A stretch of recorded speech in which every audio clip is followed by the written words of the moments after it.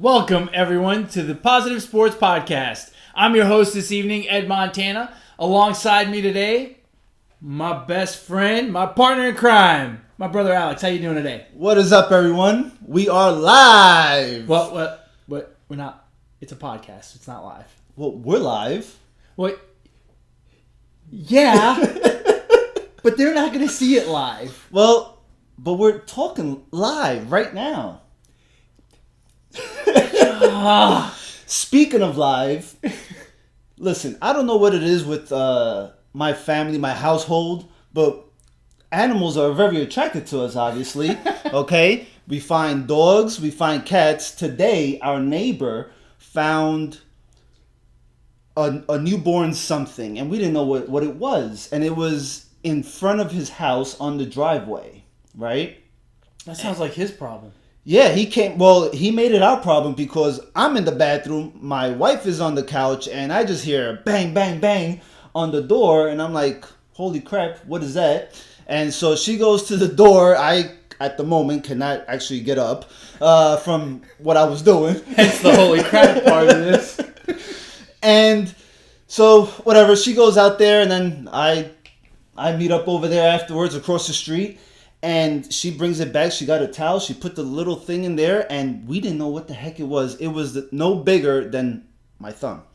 And we didn't know what it was. And it wasn't fully developed. We didn't know what to do. We went to PetSmart and Gave it to them. Took it over there. And we're like, they asked us, what is it? I'm like, well, we don't know.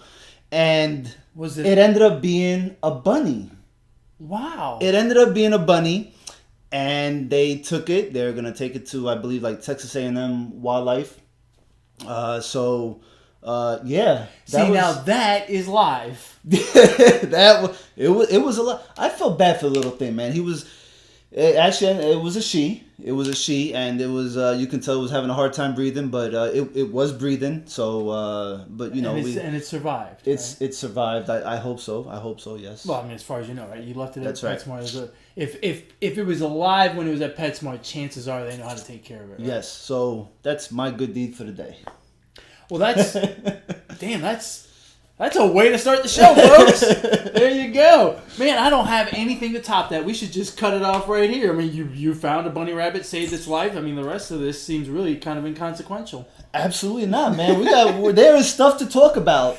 Let me guess. You want to talk about the NBA All-Star Game because the coaching and the technique and the defense that's played in that game is really top notch. Listen, Stephen Curry and LeBron James are the captains. They should be suited up, coaching on the sidelines. Suited up meaning like in a jacket and tie. Yes, right? a blazer, shoes, with a clipboard. Yes, I agree. Yes. I agree. Matter of fact, some of Curry's teammates could do it because Steve Kerr had them coach a couple quarters. That's right.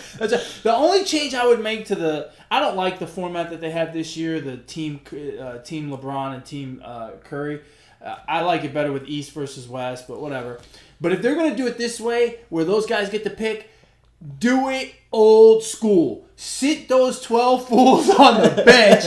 Have Steph and LeBron flip a coin to see who gets first pick, and then pick right then and there. And look, if you hurt somebody's feelings for being number 12, so be it. I mean, it's the All-Star game. You're still pretty darn good. You probably still make a lot of money. It's okay. That's right. You'll be all right. Your mom loves you anyway, right? I mean, come on. But that's the way they should do it. Old school, just like you did on the playground. Last week we were talking about choosing up sides and how you determine that, who the center was and the curling thing and whatnot. They should do the same thing in the All-Star game. If they're gonna keep this format, pick them right there on the spot. And then you call out the guy, right, Kyrie Irving, and you give him the little Team LeBron jersey and stuff. That would be awesome. That would be awesome, and I would just want to see the last pick. Or the last two, right? Yeah, the last two sitting there going, man, this sucks. I don't even know who the All-Stars are, but I know Kevin Love was an All-Star, but then he got injured. I think half of LeBron's team got injured. Because they probably didn't want to play with LeBron. That's why all those guys got traded away with the trade deadline. But, yeah, I could just see, Kevin Love, he was going to be last. So, he's probably sitting there going, man, I don't want to be last. I'm going to fake an injury. I got a sprained eyelash. I can't play. Sorry. Sorry, y'all. Y'all going to have to get a sub or something. Yeah, I mean, the All-Star, the basketball All-Star game is, actually, you know what? They should replace it with the N1 mixtape bowlers. That would be cool. No. Why not? Oh, that's awful. Look, there's already no defense played. Yeah, but those guys are glorified circus clowns. Well, I mean, that's I mean, have that's you what watched? it looks like. It looks like the circus. It's like the juggler at the circus and stuff. I mean, it's terrible. And quite frankly, that and one is part of the problem that we have in the NBA. That's why no one can play defense. That's why no one can shoot, because everyone wants to do the coolest move, right? Yep. Like, my son is that way. He's like, Dad, check out this move. I'm like, yeah, but can you make a basket? No. Well, then you suck. I mean, I hate to be a jerk, but I mean, if you can't put the ball in the hole, I mean, right? Well, Happy Gilmore said it best. Go to your hole. It's your home. Why don't you want to go home? Happy Gilmore's a great movie. All of those Adam Sandler movies are awesome. Billy Madison. He hasn't had a bad one. Well, no, he's got a couple bad ones. He's got that... what is that one? This is going to kill me now. Is it? There goes this episode. You watch Ed sit here for 20 minutes trying to figure out what Adam Sandler he does have... Little Nicky. Little Nicky. That movie's awful. I have not watched Little Nicky. Because it's awful. Probably. It's like when you think of these big actors, right? Like Tom Cruise and Adam Sandler and all this other stuff. And if you like the actor, you can rattle off like 10 movies where they were awesome. But what you forget is they've been in like 50 of them, and they've got like, every one of them's got like 3 or 4 that are just terrible. Nobody's watching. They're not rerunning those on But no one cares, TNT. Right? No one cares because Tom Cruise was awesome in Mission Impossible and whatever. So you don't think about those other movies where he was terrible. Yeah. What'd you think about the All-Star Slam Dunk?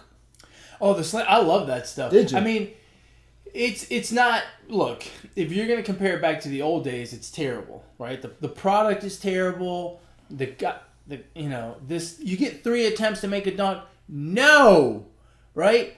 What happens when you miss a dunk during a basketball game? Man, they laugh at you. It's on the not top 10 on SportsCenter, right? Screw that. You missed, your turn's over. Just like in a game, you missed the dunk, you don't get the points. That's it. Have it be just one attempt, and that's the way. That's my opinion. That's the way it should go. But I always think it's kind of fun. The format and the talent that's there is not as good as it was back in the old days, right? When the big names played in it. But it's still a lot of fun to see all the creative stuff. The guy that won last night, he jumped over 3 people. Granted, one of them was Kevin Hart, and he was crouched down. It was kind of, whatever. Yeah. But jump over a giraffe next time, why don't you? Yeah, I mean, something a little more challenging than Kevin Hart. Kevin Hart standing up wouldn't have been. I could jump over Kevin Hart. Wow. I got ups. Well, do you? I mean, back in the day, I did. I don't know about now. Here's the thing about the All-Star, the dunk contest. I don't know about you, but my body can only do so much. There's only so much the human body can do, okay? Windmills, 360s. I mean, you got to pull off a 960 or something to impress me now. It's not innovative enough for me to say, wow, that's impressive. And on the scoring end, if you miss your first dunk, you should not get a 10 if you make it on your second attempt. If you miss it on your second attempt, you should not get a 9. I'm sorry, did I say that wrong? I don't know. I don't know what the max is once you miss. Well, you should get a point deducted, right? After the first try, you should not get a 10 if you make it on the the second. If it was the best dunk ever, but it took you 3 attempts, you should get deductions each way. Exactly. I agree with you there. Exactly. And speaking of innovative. And we'll go back and forth here because I don't want to leave the basketball thing, but the Olympics, the half pipe, oh my God. And that they got another one, right? They've got the half pipe, which is for the snowboarders where they go back and forth, right? And they're doing flips and twists and turns and stuff. And I don't know, like, look, I know a circle has 360 degrees, 2 circles have 720, 3 have 980, whatever. I don't, 1080, I guess I don't know. who's keeping count? Because when they're spinning like that, I'm like, oh yeah, that was like a 24,850, right? I mean, how do you know? I would imagine that the scoring takes a little longer because they got to go back and just put that thing in slow motion. You can't eyeball that and be like, oh yeah, that was 3.5 spins. What? I can't even do it while I'm watching a basketball game. Yeah. Much less, these guys spinning out of their minds. Right, we had that argument earlier. One of the dunks was a 360, but I mean, he started facing the other way, so it's really a 180, right? So we argued about 180 degrees. When you're looking at those guys in the half pipe, and the other one's an aerial one, right? So the guy's on regular skis. He goes down this really steep hill. They built this ramp on the other side, and he goes bling up in the air, and he's doing all kinds of twists and turns, and then he's got to land. And I'm telling you, man, it's just, I don't know. Who is keeping count of those twists and turns? Because I sure as hell can't. I give much props to these guys in the Olympics and women. I love an adrenaline rush, but I can only imagine what that is like. And the bobsledding or the which one's the one where you're by yourself? Not the 14 bobsled, the lunge, the luge. You lay on your back. Listen. Do you see the other one, the skeleton, when you go on your stomach, face first? Listen, I don't care in what position you're in doing that thing. You're going 80 miles per hour. I'm freaking out. I want to meet the guy. Like, there was a guy, because the skeleton thing is new. The luge has been around a little bit longer. So there was a guy hanging out with his luge buddies. They're like, yeah, they're going down feet first, and this guy's like, yeah, y'all a bunch of wussies. Now watch this, and he goes down face first. Started his own new sport, man. Crazy. That guy's my hero right there.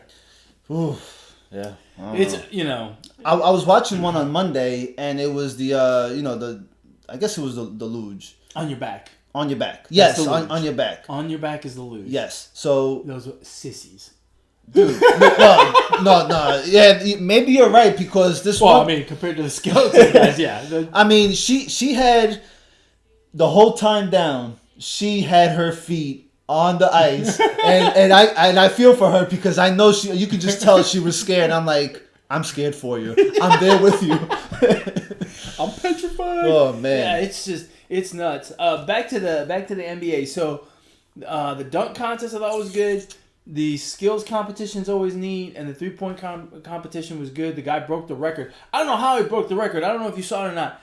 But those rims were rock hard. I mean, the balls were just...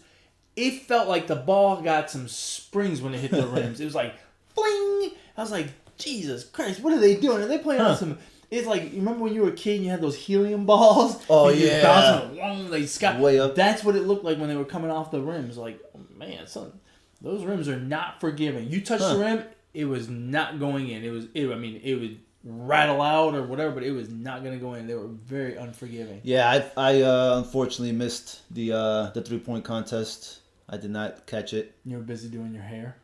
Yes. I'm trying to keep this edge up on point, but I'm having a hard time doing so. How much time do you spend on that mop? I don't know, but my daughter today told me, Daddy, you're almost bald. And I'm like, well, how much longer do you think I have? And she said, well, not much longer. I'm like, okay, that's a sign to just chop it off completely. So you're going to start shaving it? No, I'm not there yet, man. I need to White practice. White guys can't pull that off as good as black guys. No. I don't know, man. I got a small peanut head to begin with, so I mean, there won't be a lot of shaving to do. Oh, that's good. Less time in the bathroom's always good. Yeah, man. Yes. Well, that's why it's like this. No, I see. That makes sense. I don't spend much time in the bathroom, but no, with mine. But whatever. Anyway, ain't nobody looking at us. Trust me, this thing is on YouTube. Ain't nobody looking. Nah, none. Nah, it's background noise. There ain't nobody looking. That's for damn sure. What else went on this week? Well, most of the Olympics, right? Yeah. Once the Olympics come on, everything else kind of shuts down. The NBA took this week to have their All-Star break, so that not much NBA news. Yeah. Thank God, because I don't want to hear any more about LeBron. Hockey's just poor hockey. Hockey's just not that big. Always on the back burner, especially now with the Olympics, right? Because they're not included. That's right. And so that's like they even take more of a back seat. Yeah. And I tell you what, I love the Olympics. It's fascinating stuff to me. It's you get to watch these sports that you don't see very often. Like one of the ones that obviously everyone's into the curling, but yes. excuse me. And curling. Look, for people out there that say curling is not a real sport, hey man, back off, all right? That's right. They had a positive doping test. Yes. That's a real sport right there. Hey, that guy's trying to get an advantage. It's a sport. That's right. It's a sport. I mean, he took some meldonium, which probably allows him to control the flick of the wrist there. Yeah. Because remember, these stones are pretty big and heavy. I mean, you got to be able to, just guide it along. Yeah, I mean, those are some big stones. Yeah. And that Russian had some big stones. And unfortunately, him and his big stones got caught. Yeah, they got in trouble. But anyway, no, the other sport that's good that you don't, obviously you don't see it very often is that I got real wrapped up in this week was the biathlon, right? Mm-hmm. So they make you ski. And what 3 sports does that include? That's a good one. Well, I think it's only 2 sports. But okay, if you today's English lesson is so it's skiing and shooting, right? Which at the same time, damn near. So it's like a 30-kilometer race, which is 18 miles for you non-Europeans that are watching tonight. And so they ski like 7.5 kilometers, which is a quarter of the 18 miles. To me in English. This is not an American show. Why are we watching this? Why am I listening to this podcast? And then they gotta lay down and hit these 5 targets. And if you don't hit the 5, for every target you miss, you gotta ski like this little 200-meter lap, which is like an eighth of a mile or whatever. Right, so you ski this little thing. So it costs you like 20 seconds apparently. And then, so at every break, so they have 4 breaks. So 2 of them you shoot laying down, and 2 of them you shoot standing up. Which you gotta figure, and the last 2 are standing up. So your legs are freaking exhausted. Yes. I'd be up there, I'd be shaking. And it's cold. Yeah. And then the little leotards and stuff. I mean, it's rough. Not easy, but fascinating to watch. And the best part is, you hardly watch any of the skiing. But when they stop to shoot, you're like, he missed one. That's going to cost him 20 seconds. There's no way he's going to That's why they leave it for last. No, but it's in between. Oh, it's in between. In between. So they ski 7.5 kilometers, stop and shoot. Ski another 7.5 kilometers, stop and shoot. And then they do that. And then, those stops. And you got to get back to skiing again. Everyone knows I'm a runner. If I run 4.5 miles and stop, I'm done. Game over. No right? mas. There ain't no restart on my watch. It's start and stop. That's it. Well, that takes tremendous stamina, man. That's jeez.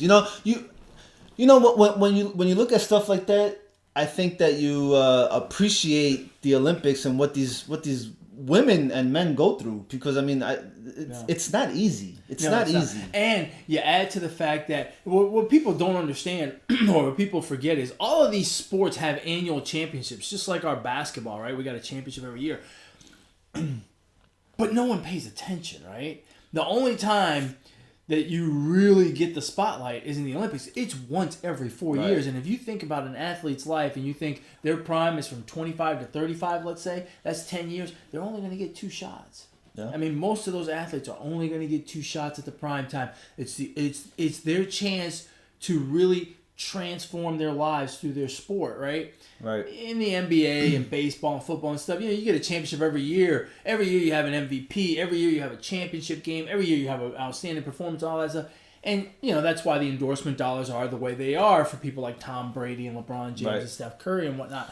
But for these people to get on the Wheaties box, their chance is only once every 4 years. And you hear some stories every now and then about how they've won the world championship 3 times, but they lose in the Olympics. No one even knows who they are. Yeah. So the pressure's got to be, The pressure may be insane if that's what their goal is, but my guess is if you're a kid who went into the biathlon, you're not really looking to become a millionaire. It's because you truly love what you do, and quite frankly, in my opinion anyway, that's pure sport right there. Because they're doing it for the pure love of it. They know they're not going to become rich being the biathlon champion and stuff. So, they're truly doing it because that's what they love to do. They love to ski and shoot, and Yeah.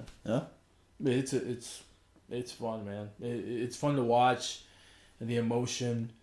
We talked snowboarding earlier. You had Chloe Kim, 17 years old, handling that Olympic pressure, right, that we just talked about. And, man, she just nailed it. Wow. She was,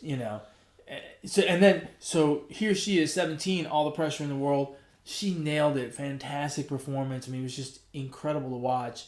And then a day later, 2 days later, Shaun White, who's the other end of the spectrum, right? Shaun White's like 35 years old or 40 years old. I mean, he's up there in years. He's been through a lot of these. Carrot Top. Yeah, I don't like calling him. That seems kind of mean to me. I don't know.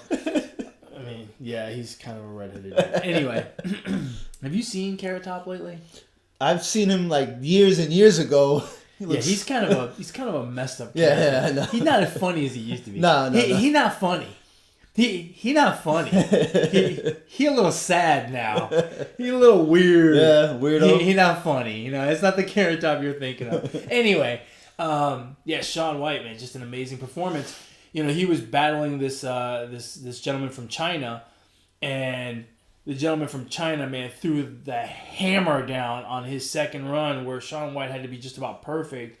And Shaun White just was sick. I mean, he was doing all those spins and flips and nailing them all. And, I mean, just incredible and won the gold. And just a fantastic performance. Yeah. No, and for those that say that the Olympics, it comes around every 4 years, I'll be the first one to say I don't know, not even a handful of their names.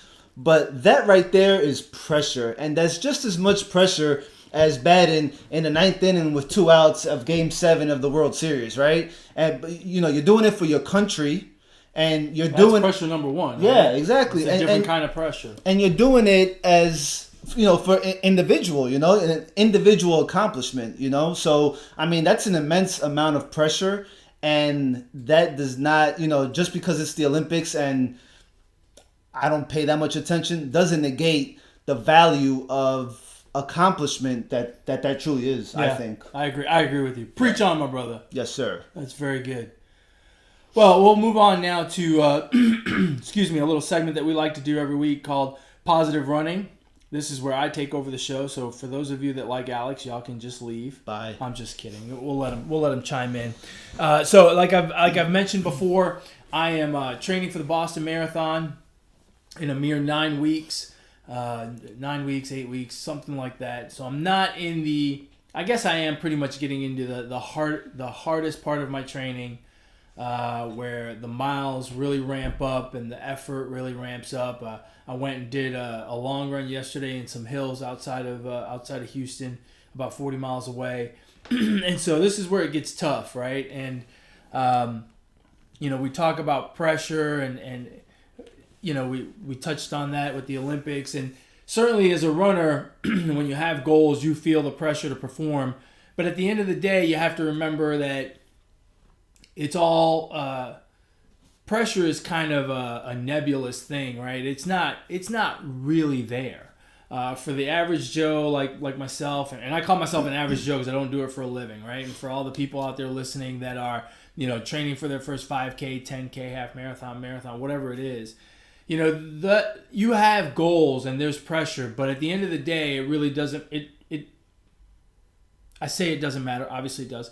It matters to you because you're putting in the time and the effort. But my point is, don't look at it as pressure. Look at it as you're doing something that's good for you, and you will accomplish your goals with confidence. What I always like to say is, at the end of the day, look, my family's gonna love me whether I run the Boston Marathon or not, whether I do well or not. They're going to love me regardless, and that's good enough for me. And I think that a lot of you should look at it that way. I understand that the goals are important to you, and I'm not saying they're not. I'm not saying don't make them. Have those goals, work towards those goals, but at the end of the day, understand the person that you are and have faith that your commitment will get you to those goals, and don't feel the pressure of everything else. The little idiom or the little question I like to ask myself is, what would it feel like if no one was watching? And if no one was watching, right? If I was running the marathon by myself, then it wouldn't matter if I ran it in 3 hours and 3:15, 3:40, 4 hours, 4:50. It wouldn't matter, right? Because no one's watching. And that's kind of the way I look at it sometimes. I try to go out there and just say, yeah, there's no one watching. And that's kind of hard to do, right? Because there's thousands and thousands of people. And when you run these big marathons like Boston, there'll be close to 2 million people along the route. It's hard to forget that they're there, but you just have to go at it that way and kind of think of it that way.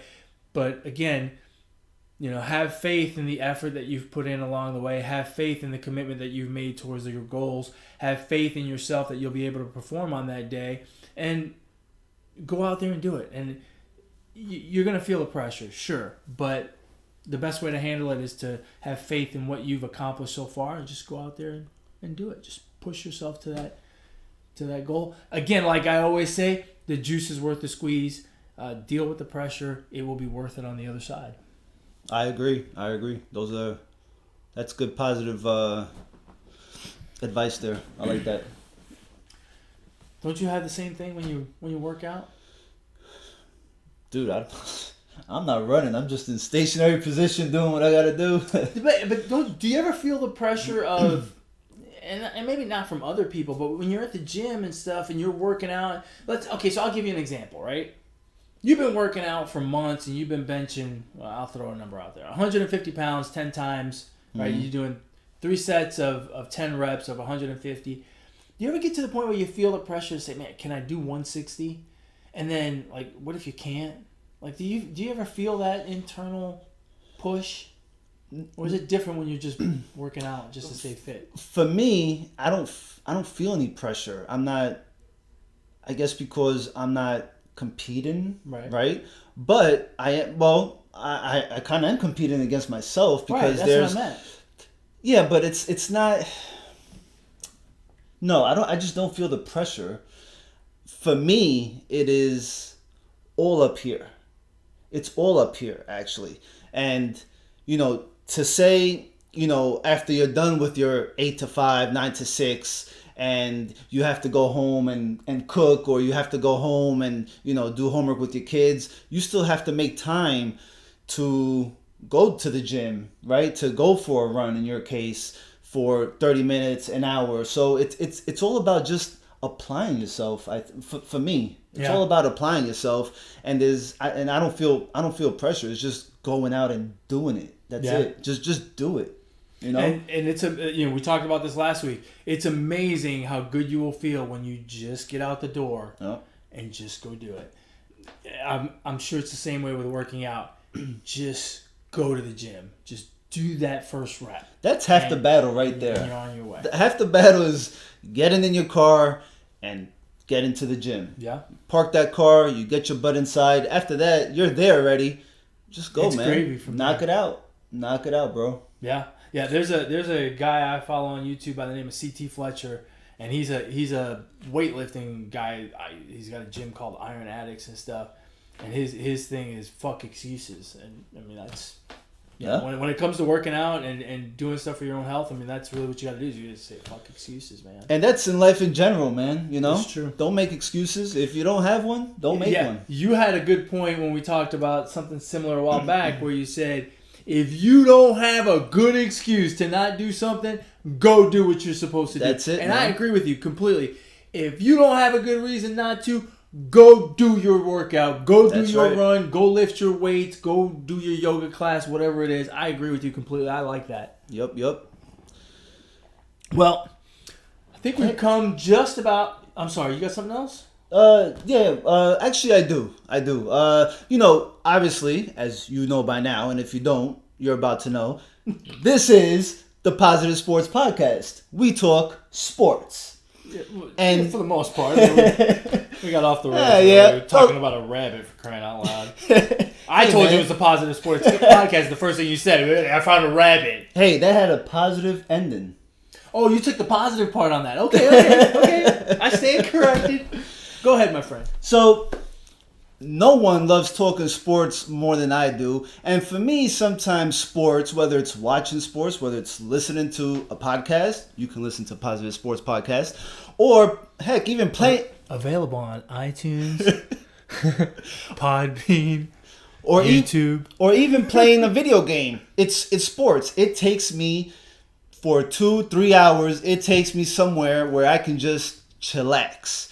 And it takes me away from reality sometimes. But you know what? Sometimes you can't escape reality.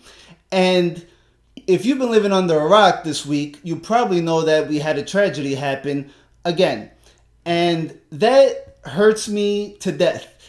Emma Gonzalez, I hope I got her name right. Emma Gonzalez, who I don't believe is even old enough to vote, had the courage to speak up yesterday at a rally, and I feel that it is my responsibility and that I should have just as much courage as a 35-year-old to speak up. And it absolutely hurts me what this country is going through. I'm not going to go too far left field with it, but I need to say it so that I can sleep better tonight. Remember one thing, and remember it very well. Yesterday is gone. Tomorrow's not promised. Love today. Love today. Call someone. Text someone. Do whatever you got to do. Your grandmother, your aunt, your uncle, your son, whoever. Tell them that you love them and spread the positivity, because there's nothing wrong with being positive. There's nothing wrong with telling someone, I love you, my brother. There's nothing wrong with that, okay? And that's all I got to say about that. So I apologize if I went a little left field with it, but I felt like I needed to say that and let that out. There's no need to apologize, and obviously it goes without saying our hearts and thoughts and prayers go out to those people in Parkland, Florida, to the victims' families, and really to the community. Because it's just it's a senseless tragedy. I also don't want to get into the remedy of the situation, gun laws or mental illness or whatever the topics that we generally hear people talk about, the FBI now and whatnot. I don't want to get into all that. I'm not smart enough to come up with those solutions, but I am compassionate enough, I believe, and I believe we should all be compassionate enough to love those people in Parkland, Florida, and extend our hand and be with them in any way that we can. And you're completely right, Alex. It's,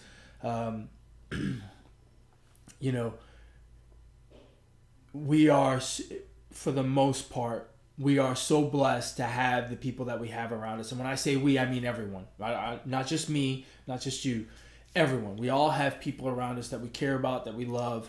And we're all blessed to have people in our lives, 99.9% of us. And yeah, you're right. You should take the time to tell people in your life that you love them. Hug your kids, give them an extra kiss goodnight, whatever it is. But it is, it is very heartfelt on my part to say that I feel like that's what we need to do as a country. We need to love each other. Yeah. I get tired of hearing about racism. I get tired of hearing about violence against people because of their sexual orientation, because of their religious preferences, whatever that is. Man, how about we just love each other? How about we just express love for people because they're fucking human beings? At the end of the day, we show a lot of compassion for animals and the environment and all that other stuff. Let's show compassion for just people. That's right. People everywhere.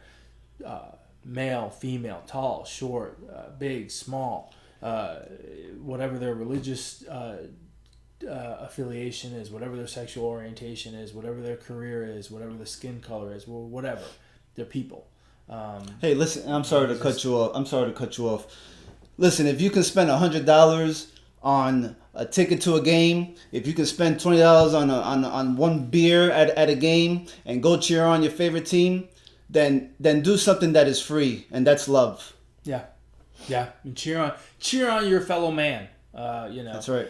We here at the Positive Sports Podcast, obviously we do a lot of stuff with levity, but real life is real life, and unfortunately these tragedies do sneak into our lives, and they affect everybody, even us positive folks. Yes. So, I commend you for bringing that up and sharing that with the audience, and I know you better than anyone who's watching right now, and I know that that's very heartfelt, and I know how difficult it is to talk about that stuff, and I appreciate it greatly. I certainly don't have anything else because I'm not gonna top that. No. You want to go to shout outs? Man, I don't have a shout out today. I'll go first then. You got one somewhere, I'm sure. My shout out is in the spirit of love. My shout out is to all of my family and friends. This podcast thing was a crazy endeavor that my brother and I decided to embark upon, and it has been incredible. The support that we've gotten from family and friends, the love that we've gotten from our family and friends about it, the encouragement, the criticisms, the open dialogue, to be able to talk to each other freely, to be able to hear their criticisms and their thoughts and views on us. Their support for the Positive Sports Podcast has been phenomenal. And quite frankly, it's one of the reasons why we keep doing it, because of that support. So my shout out goes out to all of my family and friends. I love you all. I love everyone, to be honest with you. I love my fellow man. I love seeing positive moments happen. And I love talking about them, and I'm going to continue to love doing this. So that's my shout out. It goes to my family and friends for all their support. My shout out goes to I don't have a shout out. It'll only be a one shout out show. I am going to leave it on my last piece, and that's my shout out, commending Emma Gonzalez for speaking up and taking the bull by the horns. Yeah, absolutely. So that brings our show to an end this evening. If you want to contact the show, you can contact the show at Positive Sports 10. I just had a brain spasm. Positive Sports 10. Positive Sports 10 at gmail.com. Positive Sports 10 at gmail.com is how you can contact the show. If you have questions, comments, concerns, compliments, anything of that nature for my friend, my brother Alex, you can reach him at...